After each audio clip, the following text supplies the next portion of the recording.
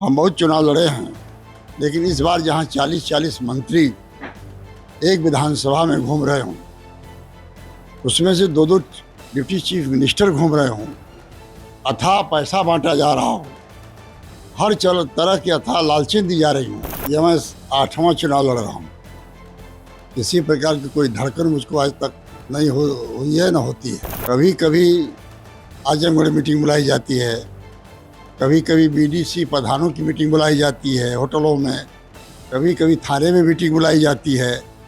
तो जब ऐसी प्रक्रियाएं चल रही हैं तो कुछ भी संभव है, कुछ भी कर सकते हैं। घोसी उपचुनाव के लिए मतदान हो चुका है। 5 सितंबर को मतदान संपन्न हुआ है और 10 कैंडिडेट हैं इस चुनाव मैदान में जिनकी किस्मत ईवीएम में बंद है। कुछ घंटे बाकी रह गए हैं मतगणना में। 8 तारीख की सुबह 8 बजे से मतगणना शुरू होगी। प्रत्याशी क्या कर रहे हैं यह जानने के लिए हम पहुंचे हैं समाजवादी पार्टी के प्रत्याशी सुधाकर सिंह के आवास पर। आप देख सकते हैं सुधाकर सिंह जी बैठे हैं यहाँ पर। इनके साथ इनके समर्थक हैं और किस तरह से चर्चा परिचर्चा हो रही है अभी हम जानने की कोशिश कर रहे हैं। धड़कनें कितनी बढ़ी हुई हैं यह भी जानेंगे। सुधाकर जी, सबसे पहले तो हमें जानना चाहेंगे कि धड़कनें क्या कह रही हैं। यह मैं 8वां चुनाव लड़ रहा हूँ। किसी प्रकार की कोई धड़कन मुझको आज तक नहीं हुई है, ना होती है। तो कुछ घंटे बाकी हैं, किस तरह से तैयारियां चल रही हैं? काउंटिंग को लेकर के क्या तैयारी है आप लोगों की? हम लोग की काउंटिंग के लिए क्या तैयारी होगी? अरे गणना कराना है बस।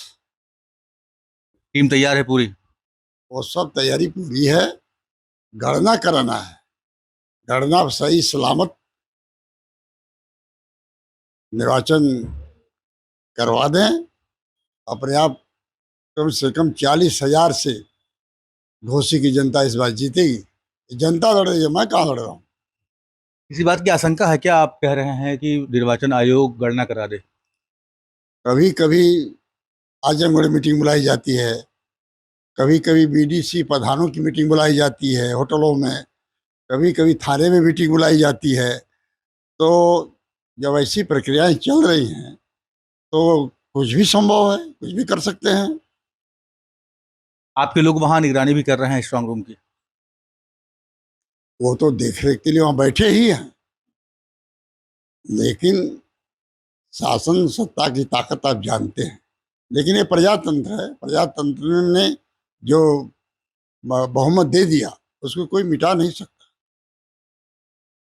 आप कई बार चुनाव लड़े हैं सुधाकर जी, इस बार का चुनाव क्या अलग था?